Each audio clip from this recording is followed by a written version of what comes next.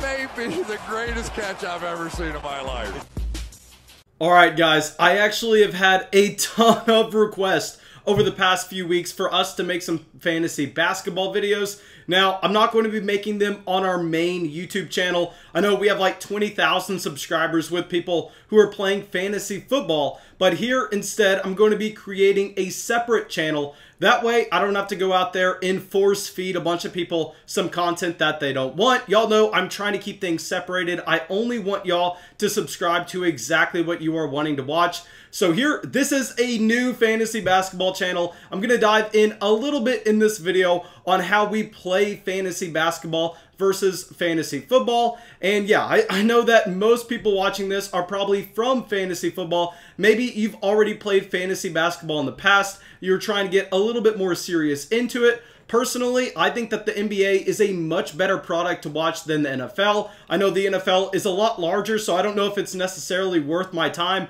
making this channel, but regardless, I think that it's fun. This is something I want to get involved in, and I'm going to be hosting some Patreon fantasy basketball leagues myself, so I figured might as well come out here and start talking about it. So the first thing that we need to understand when you are transitioning from playing fantasy football to fantasy basketball is this is not a scenario where you are going up against your head-to-head opponent and you are just trying to score more points than them overall, where you are just trying to lock in.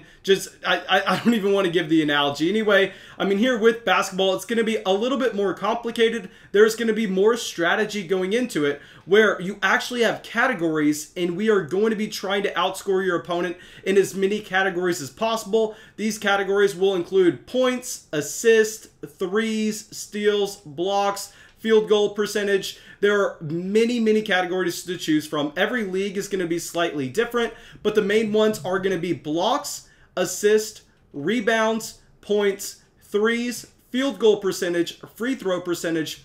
And yeah, it's here. I think that what's also very important to cover whenever we are talking about these categories is you do not care about winning every single one. I mean, that is not going to give you a significant edge in terms of your win-loss record. What you care about is you just care about outscoring your opponent overall, in terms of maybe you win 4 categories, they win 3, maybe you win 5, they win 4. However your league is set up, you just need to make sure that you have that one extra win over your opponent. That way you take home the overall W for the entire week.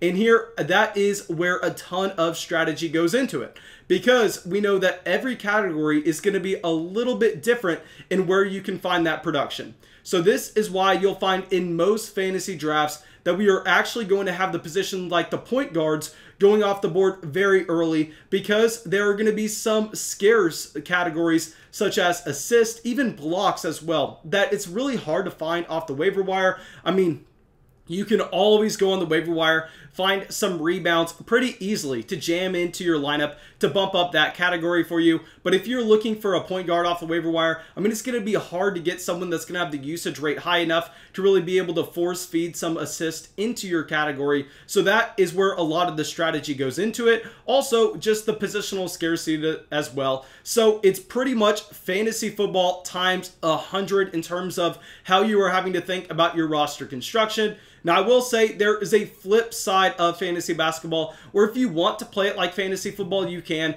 where you can set it up as an overall point league, where in this type of format, every player scores a certain amount of points. So say you have a James Harden, he goes out there, drops 30 real NBA points, he scores 5 threes, he has just say 3 steals. You're going to be getting points for every single one of those actions, and that's going to add up to a combined score for James Harden that's contributing to your starting lineup, not necessarily contributing to your categories. Personally, I prefer the category setup as it requires a little bit more of a thought process behind it. It requires a little bit more strategy.